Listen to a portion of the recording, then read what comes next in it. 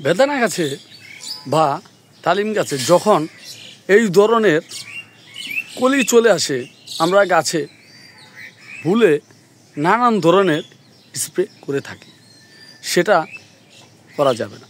তাহলে গাছের যে মুকুলগুলো এসেছে সেগুলো সম্পূর্ণভাবে ঝরে পড়ে যাবে।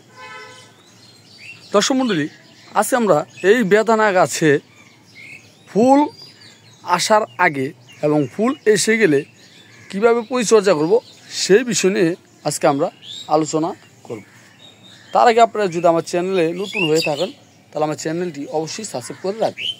এবার চলুন বন্ধুরা, আমরা মূল পর্বে ফিরে যাই। প্রথমে আমি বলে দিচ্ছি, ফুল আনতে গেলে একটু পরিশ্রম করতে হবে, আর পরিশ্রম না করলে গাছে ফুল ফল পাবেন না। গাছে সাধারণত যখন ফুল আসে 1 মাস আগের থেকে আমরা গাছের গোড়ায় পানি দেওয়া সম্পূর্ণ বন্ধ করে দেব। গাছকে আমরা একটু কষ্ট দিব।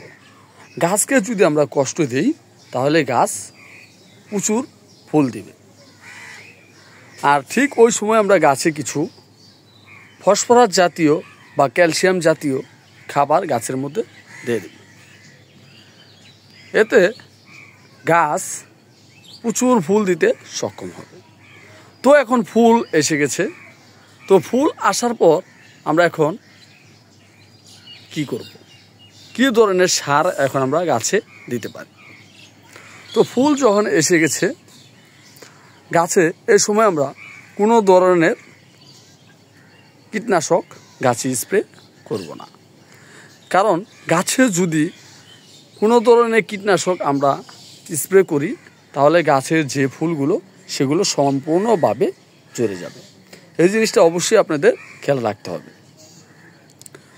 গাছের এই সময় নানান ধরনের পোকা আক্রমণ করে, বিশেষ করে মাকড়সা খুবই বেশি আক্রমণ করে।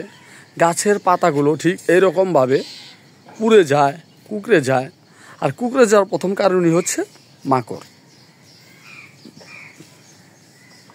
তো এখন আমরা এই সময় কি করতে পারি, গাছে কি স্প্রে করব? হ্যাঁ, এই সময় আমরা গাছে স্প্রে করতে পারি নিম তেল। আর যদি আপনার কাছে নিম তেল না থাকে তাহলে আপনার বাসায় তিতা জাতীয় কোনো দ্রবণ যদি থেকে থাকে তাহলে আপনারা সেগুলো গাছে স্প্রে করতে পারেন।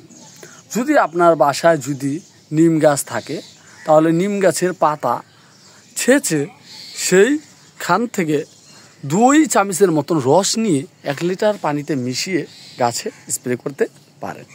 আর যদি আপনার কাছে কালো মেঘ বা কল্পনার পাতা থাকে তাহলে আপনারা সেই গাছের পাতাও নিয়ে ছেঁচে তারপরে আপনারা গাছে স্প্রে করতে পারেন।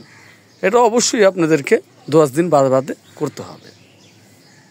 কারণ গাছে যদি তিতা ধরনের কোনো দ্রবণ আমরা গাছে দিয়ে দিই তাহলে মাকড়সা এবং আরও নানান ধরনের পোকা গাছে আক্রমণ করতে পারবে না। সেটার কারণ হচ্ছে আমরা যে দ্রবণটি গাছে দিয়েছি সে দ্রবণটি সম্পূর্ণভাবে তিতো। যে কোনো পোকাই তিতো জিনিস পছন্দ করে না।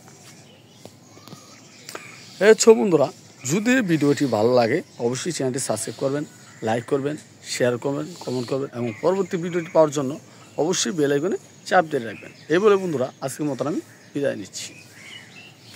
আপনারা অবশ্যই ভালো থাকবেন।